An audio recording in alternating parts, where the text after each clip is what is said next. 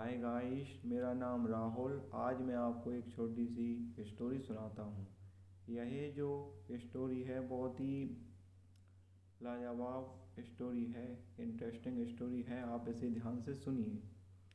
यह कहानी एक व्यक्ति की है जिसके 3 मित्र थे। चलो मैं इसे आपको सुनाता हूँ। एक व्यक्ति था जिसके 3 मित्र थे।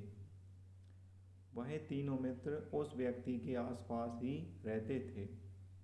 उस व्यक्ति को उन तीनों मित्रों की ज़रूरत ज़िंदगी के प्रत्येक मोड़ पर किसी न किसी तरह से पड़ती रही। जब उस व्यक्ति का अंतिम समय आया तो उस व्यक्ति से उसका पहला मित्र कहता है कि मैं तुम्हारी मृत्यु को टाल तो नहीं सकता हूँ।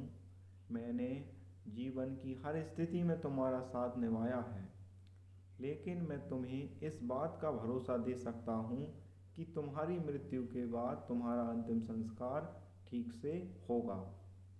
फिर उस व्यक्ति से उसका दूसरा मित्र कहता है, तुम्हारे बचपन से लेकर आज तक मैंने तुम्हारा साथ किसी न किसी तरह से निभाया है।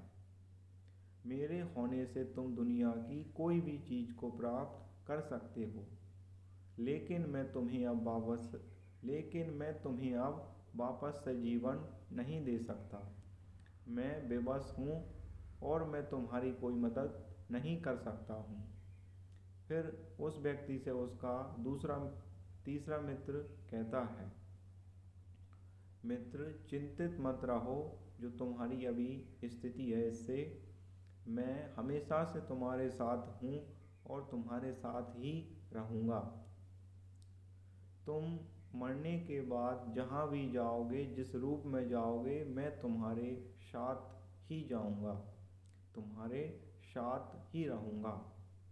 तो उस व्यक्ति के और हम सभी के वो तीनों मित्र हैं। पहला परिवार, दूसरा पैसा और तीसरा कर्म।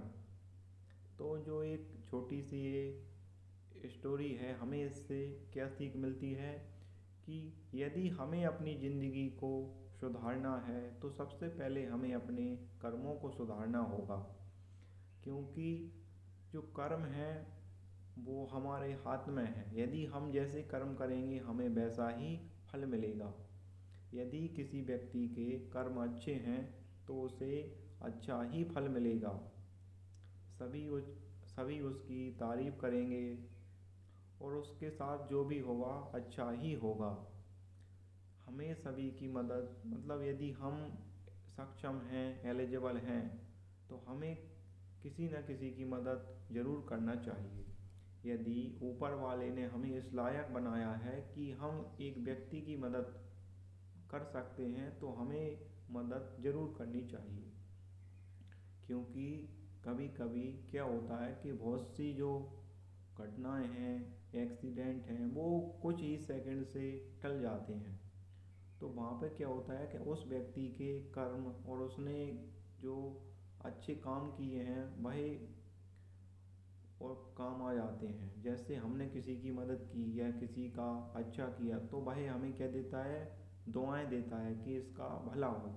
तो जब हम मतलब संकट में फंसते हैं या मतलब हमारे साथ कुछ गलत होने वाला होता है तो हम मतलब उस संकट से और उस परेशानी से बच जाते हैं। किस कारण से बचते हैं कि हमने किसी की मदद की थी, वो मतलब उसकी दुआएं हमें काम आ जाती हैं। तो हमें सभी की मदद ज़रूर करना चाहिए।